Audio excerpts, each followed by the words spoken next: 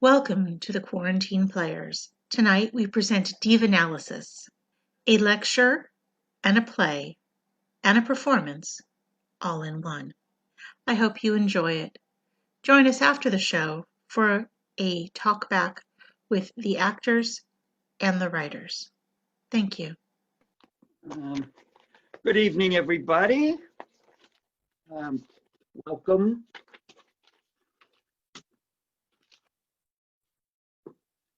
Good evening, and welcome to Divanalysis. This is an informal lecture in which we deconstruct the diva. Would like to thank our very kind sponsors, all of you here, and Sex and Sad Stories.com.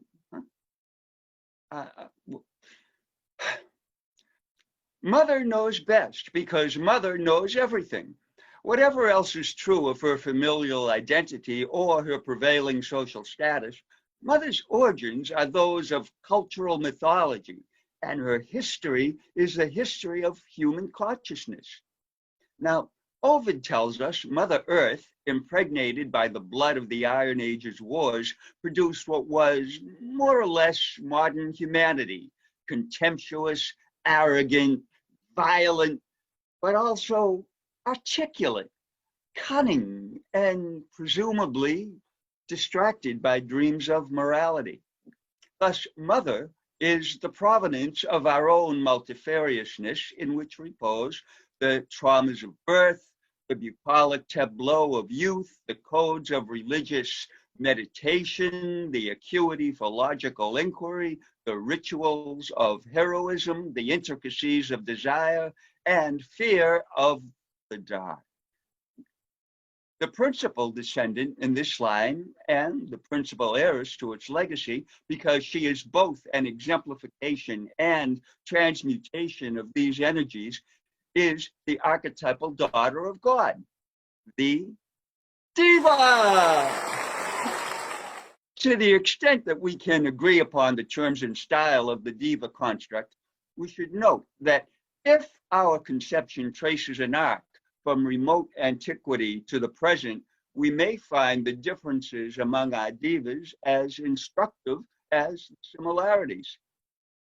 So, if I offer as examples of diva masochism both Cleopatra and Lewis Carroll's Alice, it is with a view towards demonstrating that Cleopatra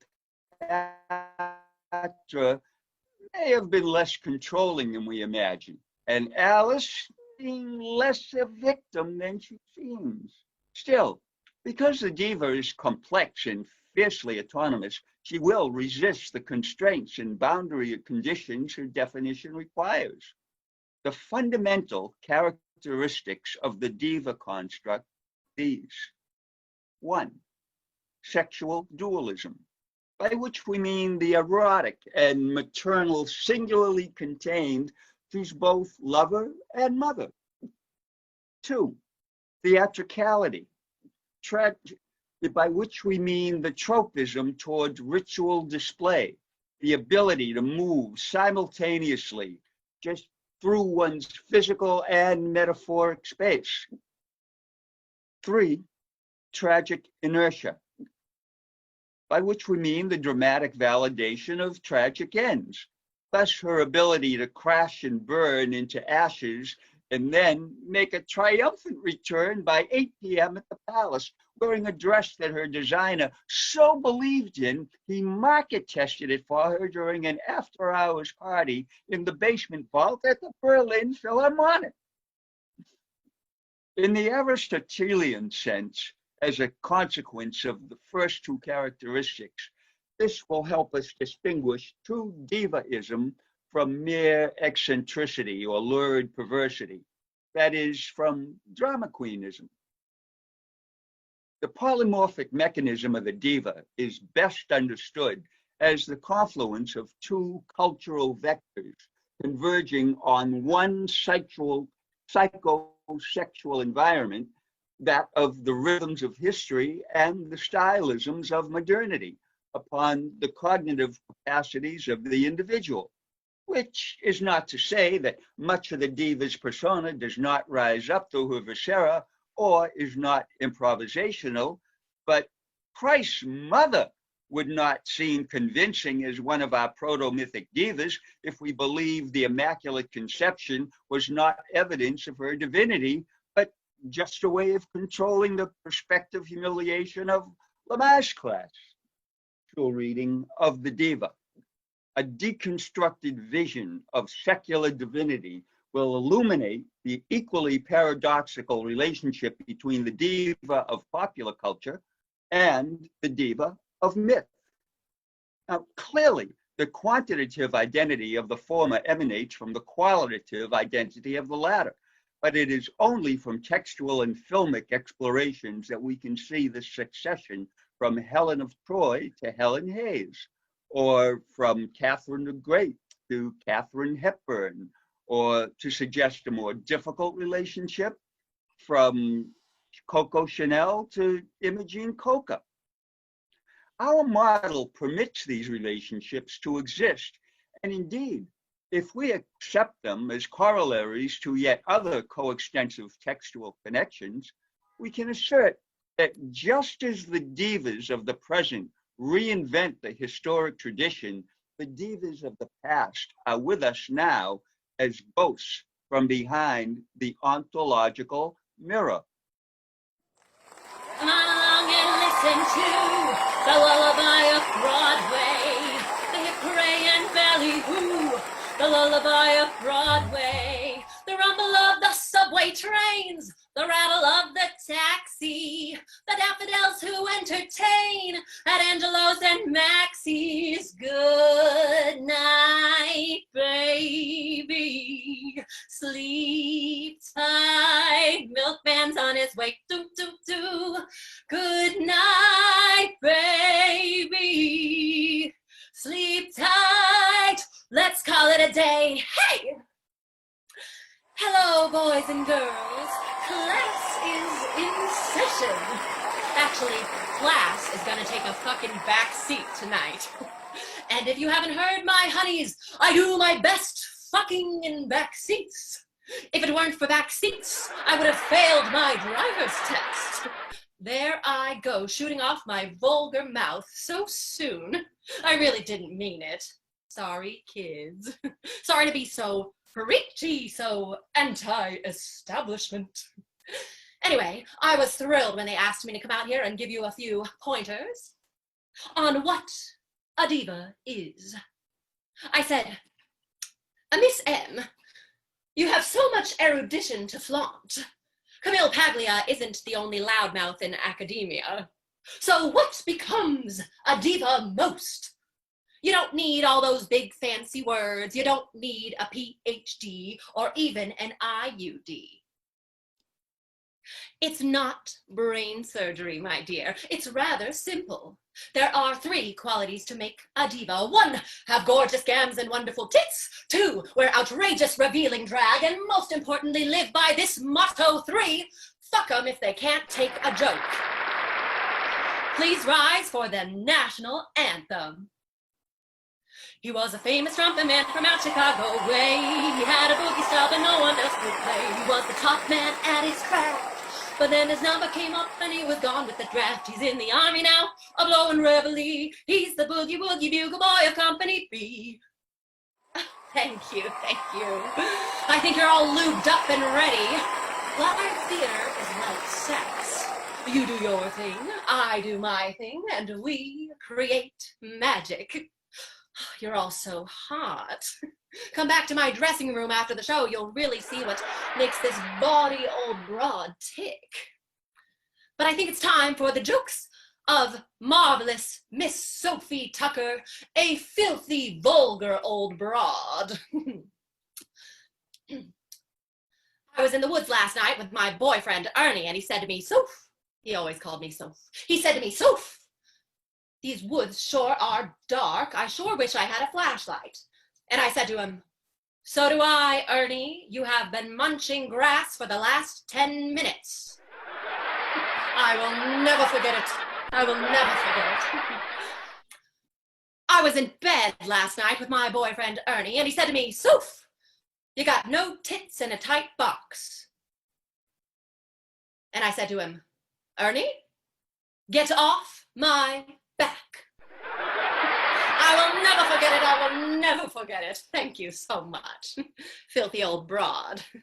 Anyway, my loves, I'm now going to pull a little trick out of my kit bag and leave you with a little dirge.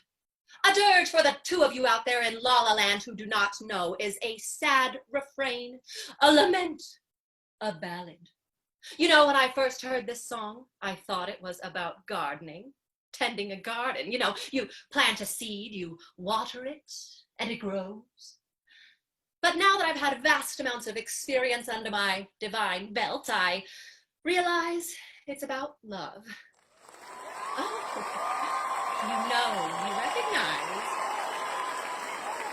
Some say love, it is a river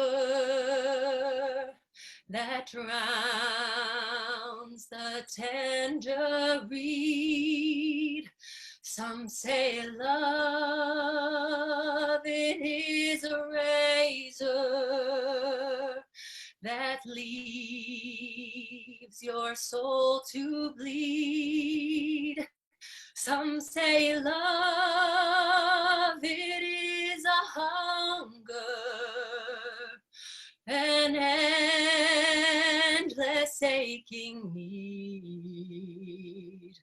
I say love, it is a flower, and you, its only seed. Thank you, thank you.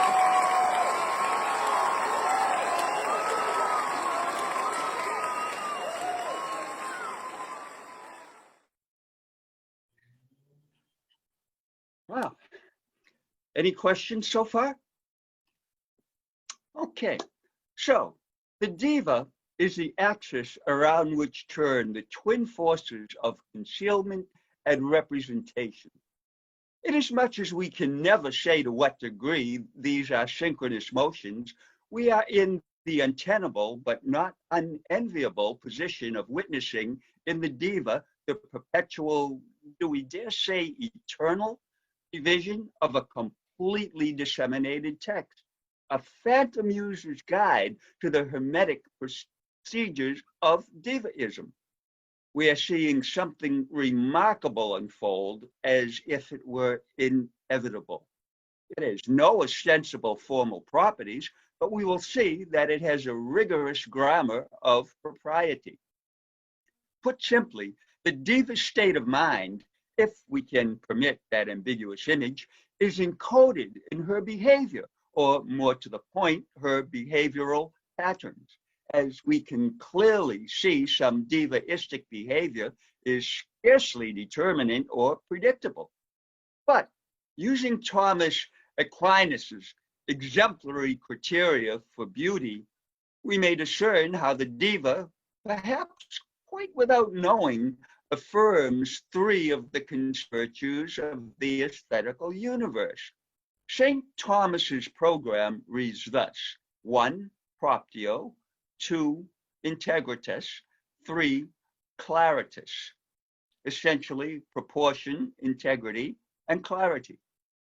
The diva is the nexus, the center of her geometric environment, and from that, her psychological boundaries, whatever they are self-generative space, for the diva is occupied from the inside out, spilling out in designer pathogenesis from beneath her dress. This is what we mean when we say a diva fills the room. Whatever her proportions are, they are always perfect.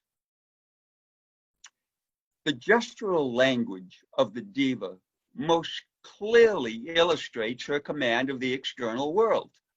The given materials make the integrity of her form, once again, an overheated academic term, meaning for the diva, the entire universe is a prop. The lexicon of her gestural grammar includes costumes, props, lighting, dogs, cars, carriages, escorts, proteges, flying carpets, discreet lovers, overstuffed handbags, garish hats, legal summons, perfumes, a coterie of photojournalists, cyclops, whips, hypodermic needles, indiscreet lovers, shoes, sex manuals, priests in translucent frocks, vials of pig's milk, hymnals of axioms, irregular verbs on doilies, elixirs of acrimony, caustic dances, a chorus of eunuchs, protein rhapsody, letters, angels' diaries, amniotic fluid, parademons, the Atlas Ellipticalis, the Magna Carta, the Rosetta Stone, and the shit list. Now, through the magic of Zoom, we give you a fly-on-the-wall view of a diva making a comeback. Okay, Liza, we've been doing this all day long. You think you can get it right this time? Now, in the first scene of The Temptress, Miranda, that's your character, by the way, appeals to her father's charitable instincts in order to promote her own sexual agenda, however naive. Okay, action. If by your art, dearest father, you have put the wild waters in this roar, then alley, yeah! It feels good to be back. So, how are you? Me too, I feel terrific. I've got a new hip, a new face, yes! You know, this reminds me of my most recent tour of the Galapagos Islands. I can really breathe when I'm south of the border. You know what I mean, darling. Ladies and gentlemen, Mama always taught me to keep your nose clean and a good comeback lined up, and you can never go wrong. Anyway, Liza. Oh, did something wrong, darling? No. Try to keep the sense of the character's innocence. Use that experience in the islands to connect with your character's isolation, alone with the old and boring. I know, darling. I've played Orange County. I even played Cerritos Auto Square. And you don't know how desperate it is trying to sing cabaret while trying to push off a Toyota hatchback to some deadbeat in the front row. Well, you must find a way to evolve beyond that conception. Honey, I'm living proof of the validity of evolution. It's a long road from Mama's swoon to a Halston chiffon, yeah! Right. Well, maybe you could approach it from the other end. Your own experience is decidedly unlike Miranda's in that you become famous without ever really leaving the island of Manhattan. Oh, darling, I've logged frequent flyer miles without even leaving my apartment. Can we get a funky little bass rhythm going from my entrance? And you're gonna need some tails and tap shoes. Do you want me to help you make a return to the stage or not? Shakespeare requires a degree of respect. Darling, I respect the son of a bitch. I'm only saying that some variation on the text may be illuminating for contemporary audiences. After all, the boys on the front row expect Liza with a Z, not Lisa with an S. You can't just rewrite a classic by the Bard of Stratford on Avon. I hate Avon. Lorna used to peddle that cheap shit in the 80s, and it gave me a yeast infection. But listen, we need some variations. What variations, for example? Ah, gotcha. Darling, I was thinking of a nice, wide, hot spotlight, a sequenced Halston, 25 bare-chested men coming out of the orchestra pit, some Bob Fosse choreography, grams and grams of cocaine. I mean, darling, it's gonna be my best work since cabaret. Wait a minute. Liza, maybe you should approach this from the perspective of your real age, compared to the age of this character. Now, how old exactly are you? Just say the jury is still out on that one. Now, I just round off to the nearest fiscal year. Well, in many ways, the Tempest is about memory.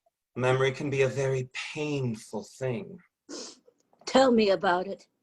When I sat down to write my autobiography, which is loosely based on my life, I couldn't remember anything that happened from New Year's Eve 1972 until the world premiere of Rent-A-Cop. So I started from the end, God damn it, and worked back. How many chapters will it have? 12. I think in groups of 12. Old habits are like old friends. Actually, 12-step was never the answer for me. I always required a baker's dozen. And what happens when you get to chapter 11? Well, you just send the bills from Bloomingdale's to your attorney and get your name in Liz Smith's column. Well, as long as we're not rehearsing, may I ask you about those S's? Yes? Is that an affectation or just a speech impediment? Both. Darling, my gifts are plentiful. It's very distracting. Maybe so, but oral sex with me is better than a Macy's Thanksgiving Day parade, Santa Claus included. Well, at this point, you're looking like a very large inflatomate. Inflate a maid? Yes. If the maid inflates and there's no one there to fuck it. Well, you wanted to host the parade last year, right? Oh, hell yes! But they were afraid I would forget my lines. Ridiculous! Whatever else is true of me, and there are many things, I never forget my lines. I have some in my purse, actually. You want some? No. No? All right. Anyway, I told them to use my talent as collateral in the deal. So what happened? They wanted Judy Garland's autograph. Don't you think it's somehow inappropriate for an artist of your importance to engage in all these capricious excesses? Are you saying, darling, that my excesses are irresponsible? Well, let me put it this way. If a gram of cocaine You got some? equaled a university credit, why, you'd have an endowed chair in metaphysics from Johns Hopkins University. Darling, if bad jokes were interior design, we could redecorate Long Island with 2 minutes of your best shtick. Cultural anthropologists will be at a real loss to name only 7 wonders of the world because they won't be able to decide which is more impressive, the pyramids at Giza, the Great Wall of China, or Liza Minnelli's substance abuse. Abuse? Maybe, but my exploits are invariable as research. I could reconstruct the entire periodic table from my medicine cabinet. What have you done for science besides donate your tired dick to MIT for experiments in microbiology? Liza May Minnelli, this is your bottom, girl, and you just hit it. You're a fine one to talk to me about bottoms. And what does any of your life mean anyway? I don't know, but I'm sure there's a glossary at the end. Freak. Tramp. Trollop. Cocksucker. Toll hole. Mama's boy. Is this the real Liza or just an act? Oh, I don't know. Is this your real personality or one you borrowed from that Teresa Caputo? What a shame to live as twice as long as your mother and accomplish only half as much. Oh, Mama! Daddy! Peter! Bobby! God, grant me the serenity to... I can't even remember the serenity prayer. Shit. Oh, Liza, I adore you. Do you really, darling? Yes. Well, I adore being adored. Darling, you want a drink? Yes. We have seen that the diva is the kind of point of departure for the discourse of grammar. Any language we use to speak of the diva will, of course, show its limitation in applications. The principal difference between the diva and her environment in which she occurs has mainly to do with the correlations that we ourselves create.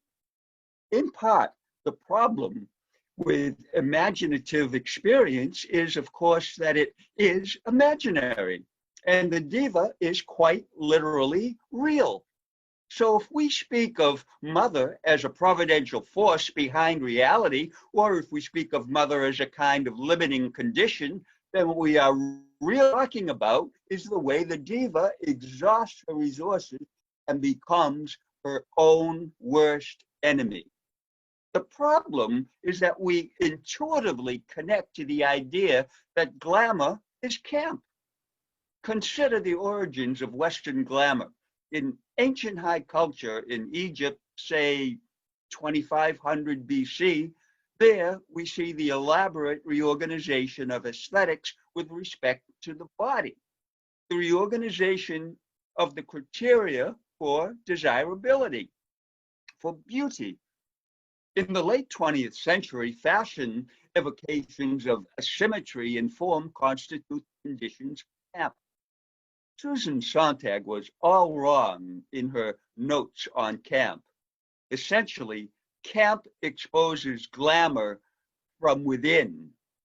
In general terms, the methodology of camp is the transcription of the archetypal representation onto conventional object text, which should not be confused with kitsch, which is a displacement of the archetypal with the merely incongruous or bizarre.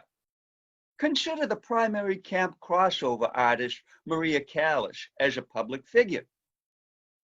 Callas was a projection of ironic large-scale ambitions onto a lesser talent. Hers was not a perfect voice or a perfect life.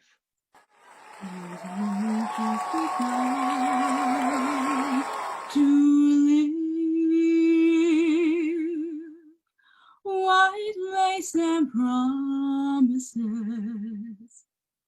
a kiss for luck and we're on our way. We've only just begun. Before the rising sun, we fly. So many roads to choose. We'll start out walking and we learn to run. And yes, we've just begun.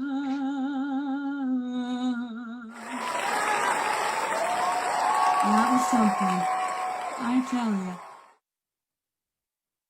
What in the hell are you doing here, Karen? And what did you do with Maria Callas? I intercepted her in the green room. Jap slapped her and hid her someplace she will never be found. This is the wrong lecture. You're next week with family, food, and psychosis. Oh, I know, but I was in the cafeteria drinking a tab. Yeah, I fell off the wagon. And I heard you deconstructing those wonderful divas, and I thought I should be included. Karen, you weren't invited for thematic reasons. What do you mean by that? Well, sweetheart, you had a marvelous singing voice, but a diva? I think not. Come on. Well, I was simply thinking that I fit the role of the diva based upon the following criteria. A, sexual dualism. B, theatricality, and my personal favorite, tragic inertia. Girl, you have the sexuality of Celine Dion.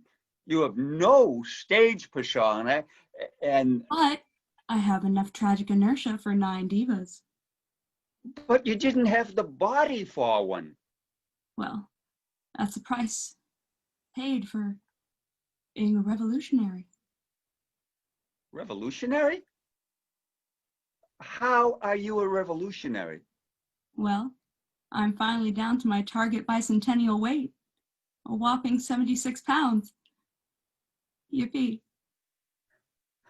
You are a grotesque caricature of the modern female psyche.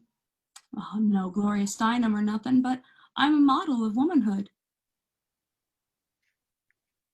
Even if that preposterous idea were true, I still would not accept you as a diva. Can't you grade on a curve? You have no curves upon which to make an argument. Can I try for some extra credit after class? Karen, I can accept you as a creature programmed to self-destruct, but you did it with zero sense of style. That's not all true. You're ignoring my vast body of work, and that I had some sensational gingham pantsuits. My battle with anorexia was dark, turbulent, and psychotic, secluded, desperate, and painful. That may be true, but you still died in the closet. Look, Professor, give me a chance. I'm planning the greatest of comebacks. I'm gonna drop my dick brother.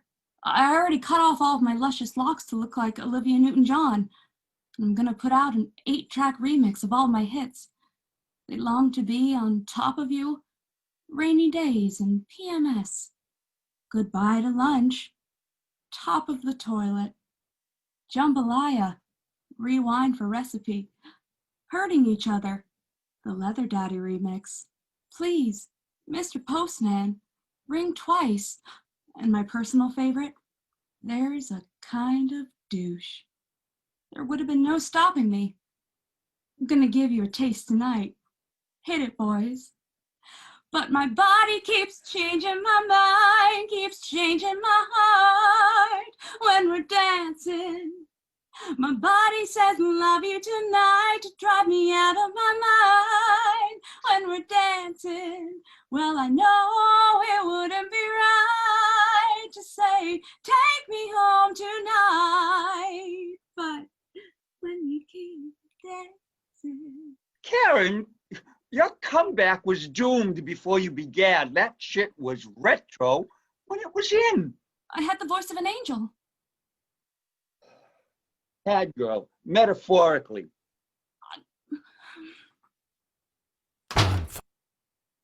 Whew. Now, where were we?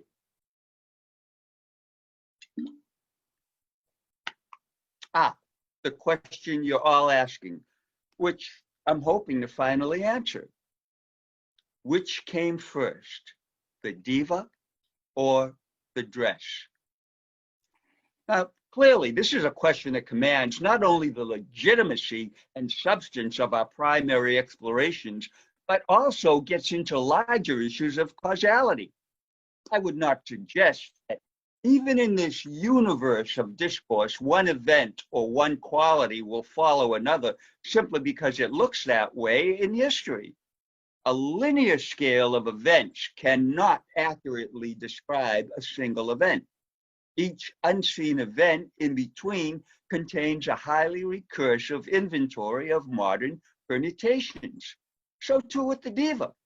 Now, I'm not talking here of reinventing history or understanding the interpolation of history as some kind of coalescence. The diva is iconoclastic because she repudiates the notion that everyone is created equal. Let's consider the image of Theseus to be our model of adventure. The way we move through the mysteries of life, the problem here is the labyrinth of dreams. Theseus didn't solve the ultimate riddle of the labyrinth without his Ariadne, his diva, who gave him the magic thread. Now, Carol Burnett is an interesting example of a diva that has been an extraordinary success without being a diva in the conventional sense. She is essentially an anti-diva, the anti-hero. She has no elements of our construct. On the other hand, no one would deny that she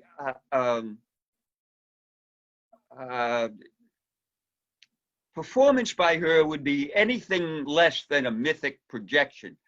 However, there's many truths about the appearance of the diva. Where is that flaky bitch? Huh? Hello? Pardon me? She's ready? Great. Oh, tonight we have been visited by divas like Dickens' ghosts for the present, past, and future. Unlike Theseus, we find our way out of the labyrinth. You made me love you. I didn't want to do it. I didn't want to do it. You made me want you, and all the time you knew it. I guess you always knew it. You made me happy sometimes. You made me glad. But there were times, dear, you made me feel so bad. Clang, clang, clang went the trolley. Ding, ding, ding went the bell. Ding, ding, ding went the heartstrings as we started for Huntington Dell. Chug, chug, chug went the motor. Bump, bump, bump went the brakes. Bump, bump, bump went my heartstrings as we glided toward Huntington. Oh, hell, what do I breathe in this goddamn thing? My goodness, it's the longest number ever written. I think I aged 10 years during that number. Where am I? Divanalysis, an informal lecture on the diva. Oh dear. My fancy producer-director has booked me on the lecture circuit. Ho hum. We're so happy to have you here, Miss Garland. No, just call me Judy, darling. All right, Judy. No, I like Miss Garland better. It sounds more dignified, doesn't it? Whatever you prefer. We're here to make you happy and as comfortable as possible. $1 million would make me quite comfortable. It's out of our pay range, but I have so many questions to ask you about being a diva. All right, shoot. Would you like to have a seat? Thank you. First of all, I must apologize for being late. I was on my way here and the tornado hit. Tornado? Yes, the storm called Judy Garland. It was going fine, and then all hell broke loose. I couldn't figure out what to sing, what to wear, and my wig wouldn't fit. We're pleased that you made it. I hope they stay with me. They have before. You're the reason I'm still alive. How does that feel? What? It feels so strange, darling. I stand backstage, a nobody, and then I enter, and everyone loves me. I'm curious. What's your view of fame? Oh, my view of fame. Well, they, and well, I don't know who they are, say I'm a legend, but no one wants to fuck me. I only think of myself as a mother, a wife of several times, and just an ordinary girl who happens to croon a few songs. But you're also an Oscar-winning actress who sings a few songs. Oh, yeah.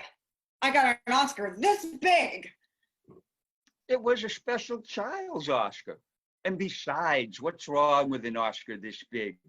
Well, dear, I'm sure you know when you want one this big, and you get one this big, There's something rotten in the state of Hollywood. Point taken. You worked at MGM in the grand days of Hollywood, the golden age. That must have been very, very exciting. More like the Tarna stage. God, those were horrible times. I hated that place. Oh, tell us why, Judy. Well, that son of a bitch, L.B. Mayer, was just a horrible, rotten bastard who worked poor Mickey Rooney and I to death. I remember when I first walked on the lot, he called me into his office and I sat across from him and he leaned across the desk with his beady old snake eyes and hissed at me, "You're my little hunchback, but I want you nice and trim like Lana Turner, so take these." And he pushed a big silver tray of pills across the desk. And I said, "Mr. Mayer, I can't take those. They'll turn me into a big drug fiend." And he blew the roof off the building. "You listen here, girl. I own you now. You are Metro property. You're going to take these goddamn pills or I'll tear up your contract and you'll be little Francis Gum singing with your sisters back in vaudeville." So I took the pills and look what happened. Judy, I have something for you. What?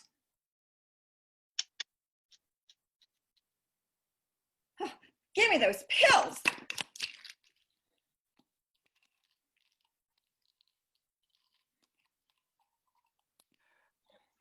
Do you really think that these controlled substances are necessary? Absolutely. Substances have been controlling me for centuries. Now I really feel like Judy Garland. Say, you're kind of handsome. Will you marry me? Judy, I'm gay. That never stopped me before. Well, why do you think we gay men love you? I wish I knew. They've always have adored me. You know, they call each other friends of Dorothy. I think they can relate to me, my pain, my sense of drama, and they love good music, dancing, and costumes. I mean something to them. They are the underdogs, and so am I. They belong to me, and I belong to them. We complete each other. So you consider yourself a victim? I'm afraid I do. I'm flawed. I don't mean to be, but I am. They understand my traumas, misfortunes that help pull me out, and they help pull me out of it. When I sing, I want to love those boys who have no love. I want to hold them, to heal them, to bring something good from the bad, and they know that.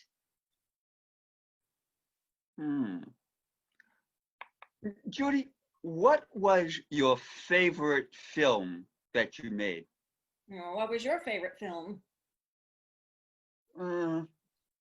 Summerstock. Oh, no.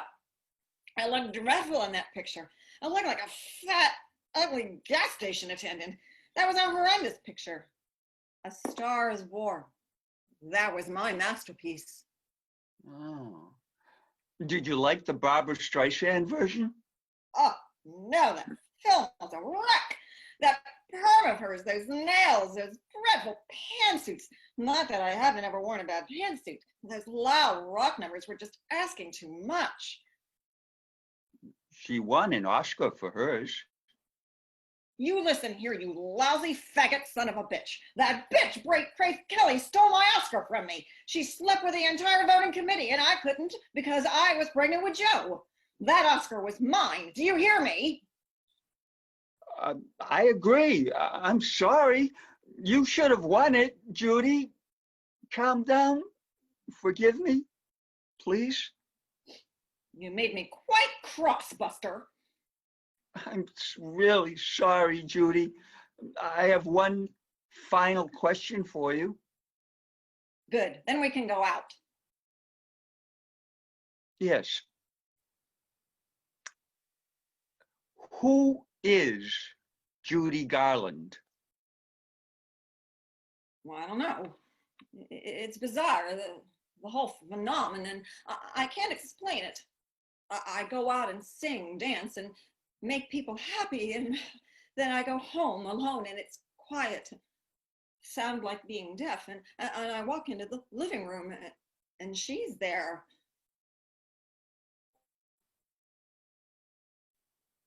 It's Frances Gum. And she's sitting on the couch as plain as you're sitting here now, and she holds a drink out to me and she says, Judy, it's time to talk. And I can't stay there. I run around the house trying to shake her, to forget her. I turn up all the house lights and the radio and the television, and she won't leave me alone. And I call people on the phone. Judy, I'm afraid we're out of time. Would you sing for us one more time? All right, I guess I can sing. I know how to do that much. Wheel her out, boys, and let her sing. Someday will come along the man I love, and he'll be big and strong, the man I love. And when he comes my way, I'll do my best to make him Judy, they've played the overture 2 times. No, he'll look at me and smile. No, I can't.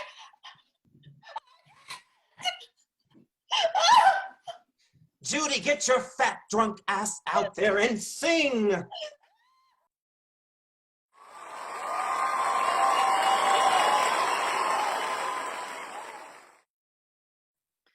Well, that was just wonderful. Thank you guys so much.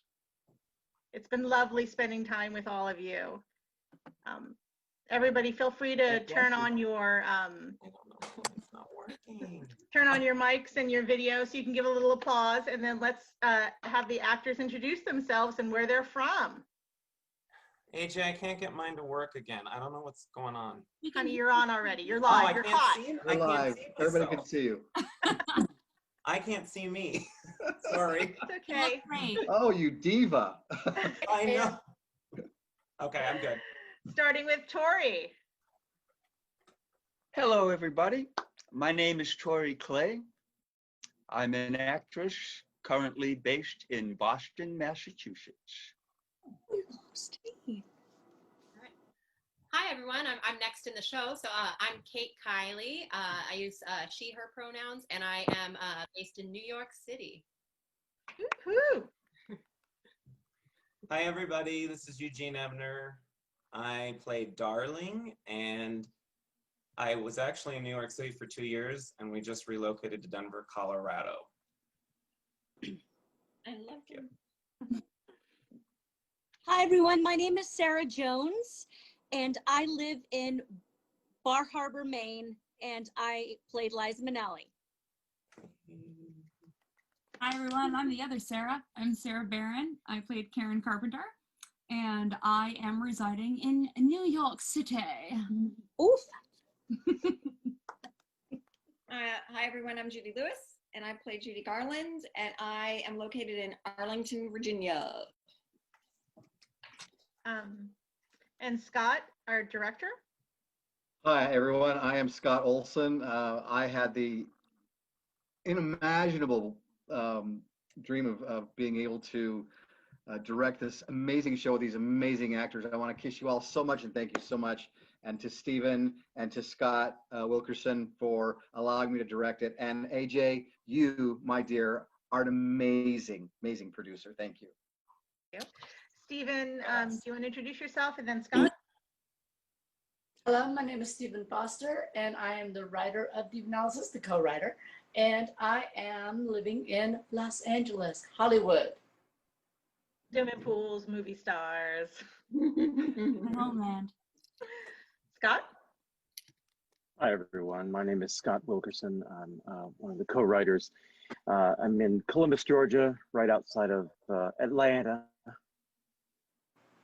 Hot Atlanta. Very hot. And I want to thank everyone, all these extraordinary performers, and our terrific director, terrific producer, and of course my old friend and co-conspirator, Stephen Foster. You know, I love you, Stephen. I love you too, Scott. Wonderful job, everyone. And I'm AJ Campbell, and I'm the creative director of the Quarantine Players, and we do this every week, so please stay tuned. Does anybody from the audience have any questions for cast members? Applause, thank yous, you know, cash, whatever. We're not picky. It was very entertaining. Thanks, Barry. Thanks, Barry. Scott, where's your tiara? Oh, hi, Gail. How are you, girl? Gail's with us tonight. It's so exciting. Gail was our Bette Davis. Yes, she was. Oh, amazing. And Gail and I have been friends for a very long time, and I've had the utmost privilege of directing her in shows and being in shows with her. I love her, and thank you so much for attending tonight. I appreciate that. Hey, no problem. It's good to see you again, Gail. Yes, it's slow, but coming back. We missed you. I love you, Gail. Thank you. I get to have a colonoscopy Friday. Yay! Yay! Why I can't do it on Thursday? Got to cleanse. Fantastic thing after another. Woo! COVID test tomorrow. Yay! That's a great Rosh Hashanah gift, right? Right. Yeah. Gift that keeps on giving. My goodness. Okay. Does anybody else from the audience want to less up the butt stuff? Does anybody from the audience have any questions for the cast, crew, writers? I have a question. Sure. That was fun, Stephen. Thank you. I just have to say, it's been such a delight to meet all these actresses that I've not met before, and to do this online and know we're spread out all over the place. But it has just been, you guys have raised the bar. Like every night I'm like, oh my God, I can't do this, you know. This has just been a fantastic project. I feel the same way. I just really appreciate all of you, and I'm blown away, especially by the impersonators of the Diva. I mean, that's hard to do, and all of you were tremendous. And Tori, to have such a big part and to have to express the way you did, I say bravo. So thanks for including me. Stephen, Scott, do you want to give a little background on the script, the genesis of this? Oh, and hello, Stephen, you have a man behind you. Stephen has a man. There he is. Man, he's got a man. This is where I do my casting. I bet. And how did I get this job? In true Hollywood style, darling. I have a question. I wanted to ask a question. That's why I've been watching the whole thing from off camera over here. It's been fantastic. For the four of you that are playing the four divas, really great and not just surface great, but internally great renderings of these four people. I just wonder if any of you have ever played those actresses before. Just once before in Stephen's other show, Legends and Bridge.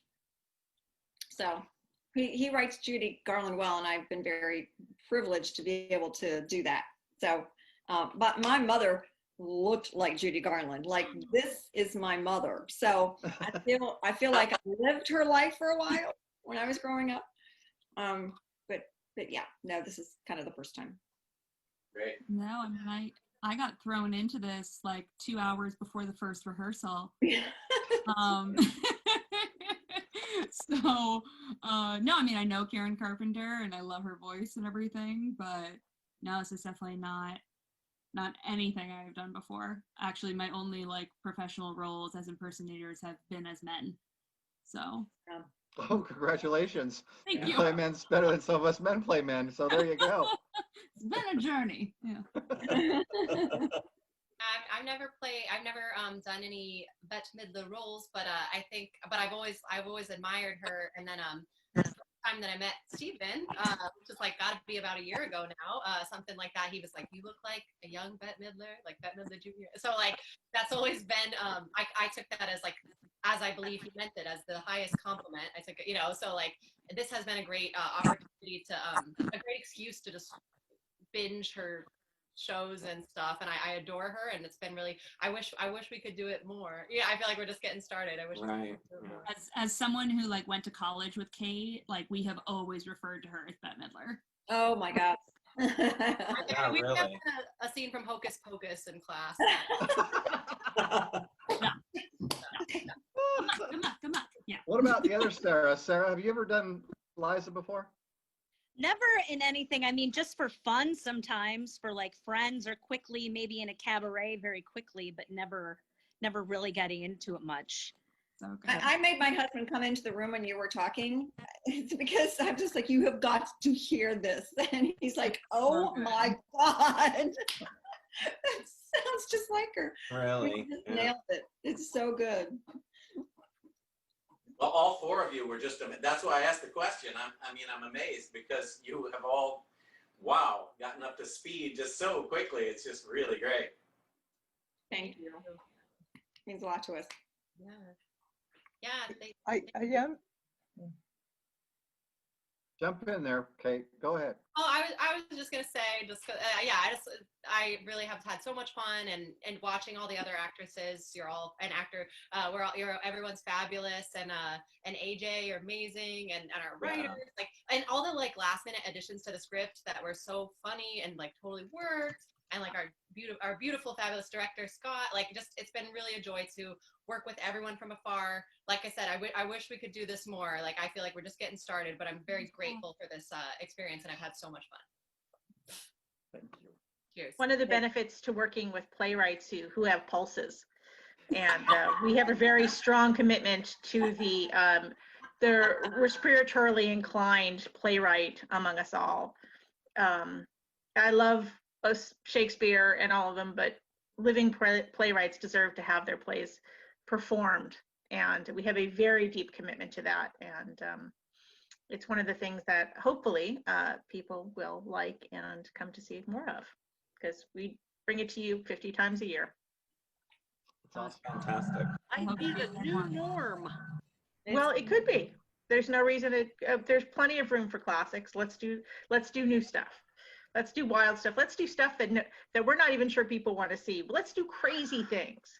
Let's do things that we're not sure that is not going to please an older audience. Let's do things that kids are going to like. Let's put things on that are wild and strange and full of bizarre things. I mean, let's go nuts. Yeah. Nothing to lose. Might as well.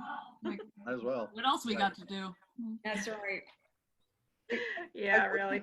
As long as Zoom holds out. Yeah. I'm on a meeting with my boss today because I had to get him up to speed on something. And it was about 5 o'clock. I said, well, okay, so I got to go because I got to go play Judy Garland tonight. Really? Casual. I'm like, yeah, it's my other life. You know, that's the fun part. But totally I'm superhero. Very supportive of this, so. Priscilla Vasquez. I would love to hear about the genesis of the play, especially I just love the way you inserted Karen Carpenter in the middle of all those other divas. You know, can you just sort of walk through that a little bit? Well, I will start. The play originated while Scott Wilkerson and I were working at Tower Records. This is going to date us. We were working in the classical music section, and by the way, I don't know a sonata from a concerto. Still don't. And while we were putting records away, Scott would ask me questions. We'd become friends, and he'd just ask me questions, and I would answer in the voice of like Karen Carpenter, Elaine Stritch, Bette Midler, or Liza Minnelli. And what happened is we didn't really write anything formal until we have birthdays on this sort of on the same time, and we had a party at our house, and we decided to have a performance party, and so we put together Bette Midler, Judy Garland, and Liza Minnelli, and Scott put together the professor monologues. So what happened is he did his thing, and he wrote the Liza and Darling scene, and then I did the Bette Midler sort of semi-concert, and through some weird gratuitous synchronicity, I met this guy at Circuit City, and he said, I have a theater, and I said, I have a show, and we didn't have a show. Only thing we had were these little Have an idea. But yeah, it wasn't a show. And so we sort of cobbled them together with whatever we could. And I was obsessed with Karen Carpenter, and I always liked to dress like her. And we just, and I don't know whose idea it was, and we just put her in, and we said, well, she's not a diva. And I said, well, she's got to be in there because I love her so much. We've got to have Karen in there. And so it was either Scott's idea or my idea. I don't know. And we just said, she's going to bust in on the lecture. So Scott, your turn. I mean, I'm so glad you did that because otherwise I wouldn't have been here. So I thought that was really clever. It changed the flow right away, and having this argument about whether she belonged or not, that was really clever. Thank you. Scott. I don't have more to add except to say that the show was itself an improvisational act of friendship and love in the middle of this vast metropolis, Los Angeles. We created our own world made up of these extraordinary divas, and we were both reading a lot of cultural history and listening to operas and musicals, and all of that is what I know is very surprising to learn. And this world got larger and larger, and it had to arrive as a show. And Stephen's quite right about the way in which the causation was entirely reversed. We had theater and the space and the advertisements before we really had a script, and so it occurred to us at some point that we should probably write the show, and so we did. And our roles in the show turned out to be weirdly prophetic, wouldn't you say, Stephen?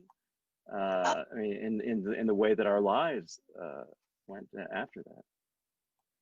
Well, yeah, because you became a professor and I became a diva, an actor. So, it's sort of like we wrote these. It's like we wrote these roles for ourselves. And I always say that Scott. I was a reviewer when we wrote this. I was going to plays and writing reviews of other people's material and CDs and stuff. And it's funny because I always say Scott tricked me back into acting because I didn't think I would ever act again. I was just a writer, a very serious writer.